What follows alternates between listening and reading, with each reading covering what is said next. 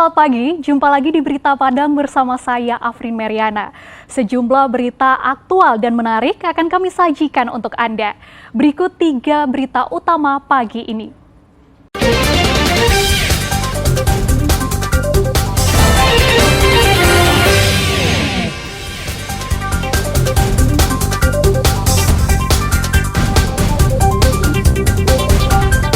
Akibat hujan deras, Sungai Kayumanang di Kecamatan Pantai Cermin, Kabupaten Solo, meluap.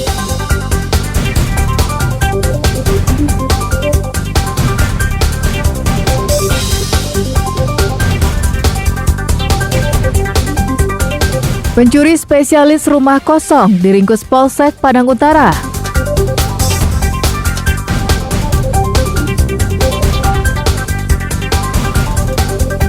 Korban tewas Merapi di wisuda, hingga Harau direndam banjir terbesar sepanjang sejarah, kami sampaikan dalam Padang Sepekan.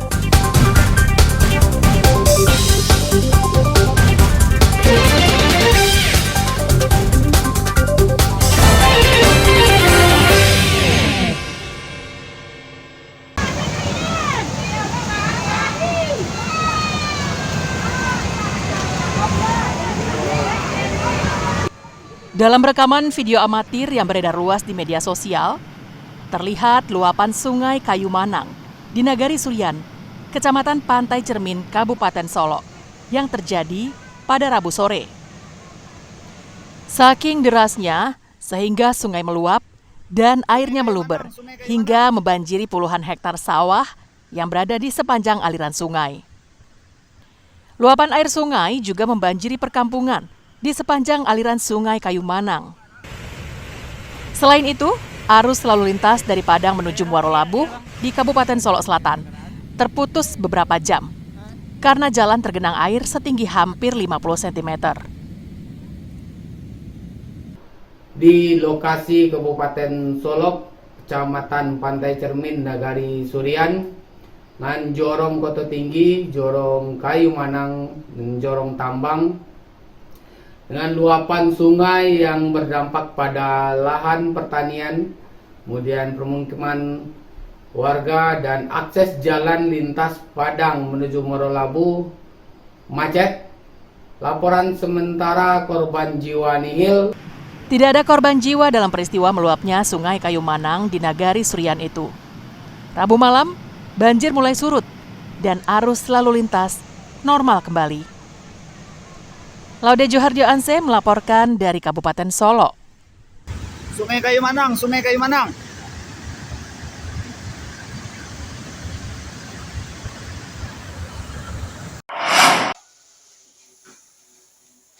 Kebakaran hebat melanda kawasan Pasar Bawah Bukit Tinggi.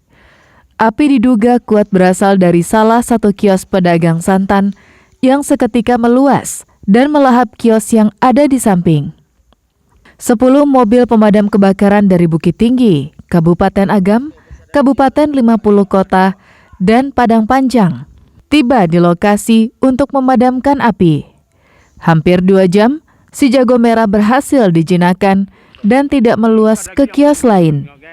Seorang pedagang mengatakan, ia mengetahui peristiwa tersebut saat ditelepon pedagang lain. Di lokasi kebakaran, ia melihat gumpalan asap tebal dari kios pedagang santan. Terdengar suara ledakan sebelum api meluas ke kios lain.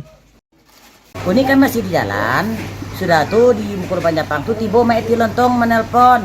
Nek lah di ma ba ne asu tabal ko hadi belakang kade satan nimun santan kecilnya kan.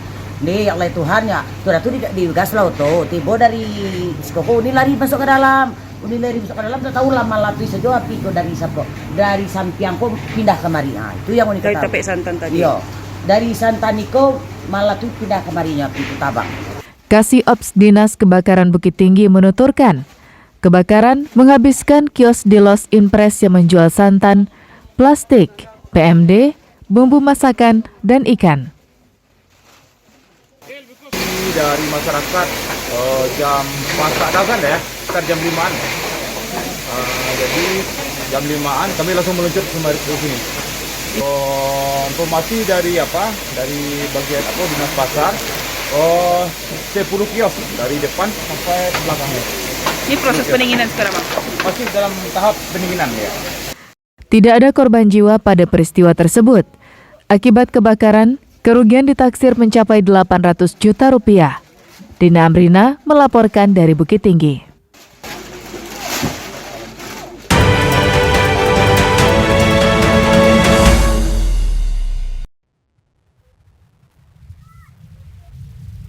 Mendekati pemilu 2024 mendatang, Kapolres Pasaman Barat tinjau gudang logistik KPU. Peninjauan ini dilakukan guna memastikan perlengkapan untuk pemilu mendatang berjalan dengan aman. Selain itu, sejak awal tahapan, polisi dan petugas keamanan KPU telah berjaga di gudang logistik ini selama 24 jam. Dengan demikian, bisa dipastikan jika perlengkapan untuk pemilu mendatang berada dalam kondisi aman. Pengamanan juga ditambah dengan kamera pengintai yang terhubung ke Polres dan KPU Pasaman Barat. Itu sampul insya Allah itu dalam perjalanan di Agam. Insya Allah sore ini sudah datang ke gudang logistik Pasaman Barat. Terkait logistik surat suara itu masih dalam proses percetakan dan insya Allah besok kami atas nama Kabupaten Barat akan melakukan monitoring didamping oleh KPU Provinsi Sumatera Barat ke Jawa Tengah, tepatnya di salah satu perusahaan di Kudus terkait surat suara ini. Kapolres Pasaman Barat AKBP Agung Basuki memastikan semua logistik di gudang KPU aman, termasuk kantor Bawaslu dan KPU. Karena polisi akan menjaganya secara penuh dan bergantian untuk memberikan rasa aman kepada penyelenggara. Kalau untuk gudang, alhamdulillah sampai saat ini logistik masih dalam keadaan aman dan lengkap. Pasang CCTV ya, beberapa titik di gudang tersebut. Dan CCTV ini terkoneksi dengan menggunakan password ID. Jadi pejabat KPU bisa memonitor dari handphone maupun dari PC-nya. Kemudian juga kita koneksikan dengan posko OMB yang ada di Command Center di Polres Pasaman Barat. Pantauan di lapangan, situasi Kamtibmas masih kondusif. Kapolres Pasaman Barat juga meminta masyarakat agar saling menghormati meski berbeda pilihan. Safatul Ulum melaporkan dari Pasaman Barat.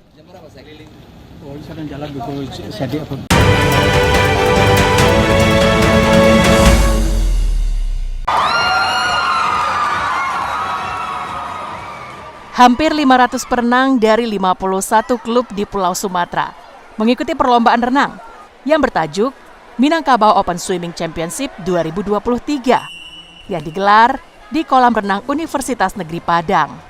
Peserta berasal dari Riau, Sumatera Utara, Bengkulu, Jambi, Sumatera Selatan, dan Sumatera Barat sebagai tuan rumah. Para perenang akan berlomba dalam kelompok umur, mulai dari usia 12 tahun hingga usia dewasa putra dan putri. Semua nomor dipertandingkan yaitu gaya dada, gaya punggung, gaya kupu-kupu, dan gaya bebas. Dalam perlombaan ini diperebutkan 126 medali. Alhamdulillah kita kan persiapan bukan untuk event ini aja, mungkin 6 bulan atau 1 tahun lalu kita sudah persiapan untuk kejuaraan ini. Persiapan nggak gimana ya Pak? Kalau persiapan atlet sih tiap hari latihan terus dan terus. Gak ada persiapan untuk event ini. Sebenarnya kan event besoknya bisa ada lagi. Kalau andalan sih, kalau sama murid saya yang di klub Diamond Padang, di dada 50, dada 100, dada 200 untuk di KU2, Rafael Dharma Putra. Perlombaan renang ini digagas oleh salah seorang pemilik klub renang di Padang yang peduli dengan prestasi atlet renang Sumatera Barat. Selama ini, dalam cabang olahraga renang, Sumatera Barat jauh tertinggal dibanding provinsi lain di Indonesia. Perkumpulan renang lumba-lumba sangat prihatin dengan prestasi atlet renang Sumatera Barat pada khususnya dan Sumatera pada umumnya. Maka kami dari Perkumpulan renang lumba-lumba berinisiatif untuk sering mengadakan event untuk menjaring atlet-atlet Sumatera Barat agar dapat berkompetisi dengan atlet Pulau Jawa. Dengan banyaknya kompetisi, maka akan tersaringlah atlet terbaik di Sumatera untuk bersaing di Pulau Jawa. Minangkabau Swimming Open Championship ini digelar selama 3 hari. Pemenang setiap nomor mendapat medali. Sedangkan pemenang terbaik dan juara umum akan mendapatkan piala. Lauda Johardia Anse melaporkan dari Padang.